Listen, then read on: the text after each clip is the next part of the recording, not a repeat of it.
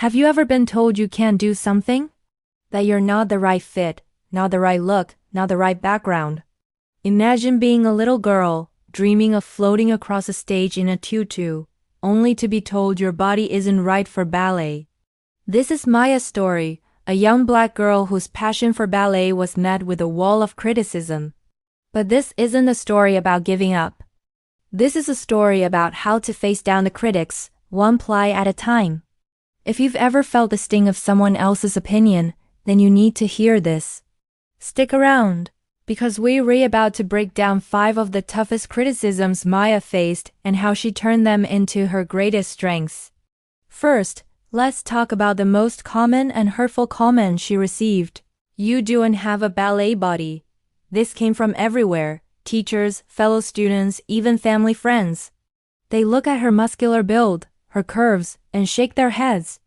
They said ballet dancers are supposed to be willowy, almost fragile. For a while, this really got to her. She'd stare in the mirror, comparing herself to the other girls, feeling like an outsider. But then, something shifted. Her coach, a wise woman who saw her potential, told her, "Your strength is your power. Don't hide it, use it." So, Maya stopped trying to look like everyone else. She focused on what her body could do. Her powerful legs allowed her to jump higher, to hold balances longer, to perform with an energy that was captivating. She reframed the criticism. Her body wasn't wrong. It was different, and that difference was her unique advantage. She learned that the ideal body type is just a stereotype, not a rule. True artistry comes from mastering the body you have. The second major criticism was, ballet is a white art form. You don't belong. This was a heavy one. It wasn't just about her body. It was about her identity, her culture. She'd look at posters of famous ballets and rarely see a face that looked like hers. It was discouraging. It made her feel like an intruder in a world where she desperately wanted to belong. So, how did she handle it? She educated herself. She dove into the history of dance and discovered incredible black ballet dancers who had broken barriers before her. Pioneers like Misty Copeland, Raven Wilkinson, and Arthur Mitchell. Finding these role models was like finding a secret map. They showed her it was possible. She started sharing their stories, celebrating black excellence in ballet on her social media, and even did a school project on it. Instead of accepting the narrative that she didn't belong, she actively worked to change it. She proved that ballet belongs to anyone with the passion and discipline to pursue it, regardless of their skin color. She made it her mission to be the representation she wanted to see. Third on the list of critiques was a more subtle, but equally damaging one. You're too emotional in your dancing. A teacher once told her that classical ballet required restraint, a certain cool detachment, and that her expressive face and passionate movements were too much.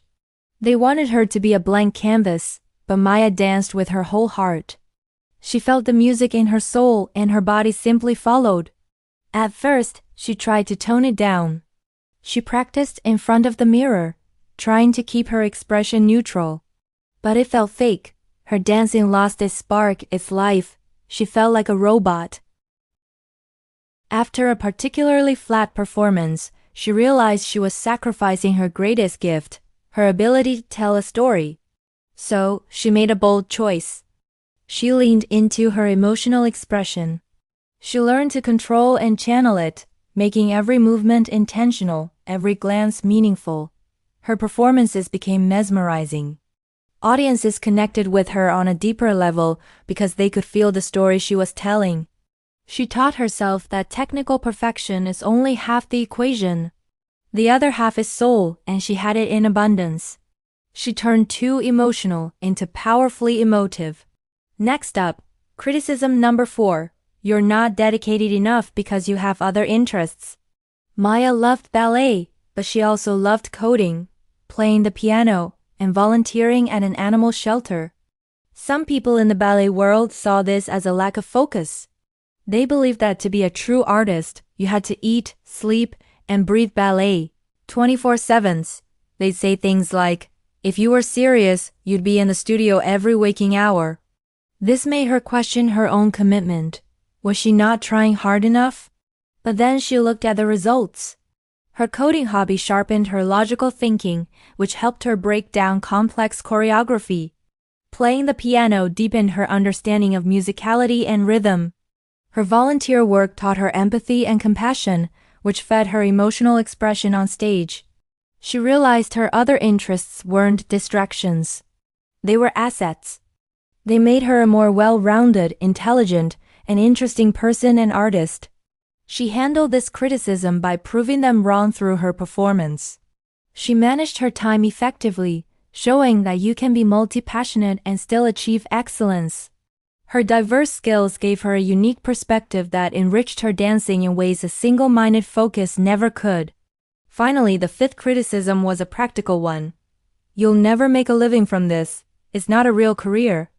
This came mostly from well-meaning relatives who were worried about her future. They pushed her to think about more stable professions. They saw dance as a hobby, not a viable way to support herself. This was probably the scariest criticism because it preyed on real-world fears about money and security. How did Maya tackle this? She got strategic. She started treating her passion like a business. She researched the dance industry, learning about different career paths beyond just performing in a major company. There were opportunities in teaching choreography, dance therapy, arts administration, and even creating online content. She built a professional portfolio, created a dance-focused social media presence, and networked with people in the industry. She created a plan. She showed her family that she wasn't just dreaming, she was building. By creating a tangible roadmap for her future, she was able to counter their fears with facts and a solid strategy. She proved that with passion, planning, and a bit of entrepreneurial spirit, you can turn your art into a sustainable and fulfilling career. So, let's recap. Maya faced down criticism about her body, her race, her emotional expression, her diverse interests, and her career choice. In each case, she didn't let the negativity stop her. She reframed it, educated herself, leaned into her strengths, integrated her skills, and strategized for her future. She turned every "you can't" into a "watch me." Her journey teaches us a powerful lesson. External criticism is only as powerful as you allow it to be. It can be a wall that stops you, or it can be a stepping stone that lifts you higher.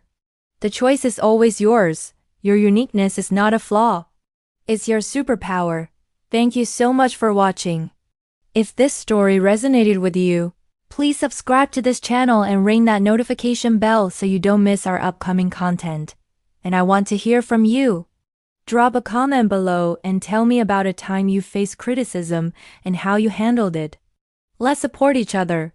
Now, handling external criticism is one thing. But what about the voice inside your own head? That inner critic can often be the loudest and harshest of all. In our next video, we're going to dive deep into how to conquer self-doubt and silence that negative inner monologue. You won't want to miss it.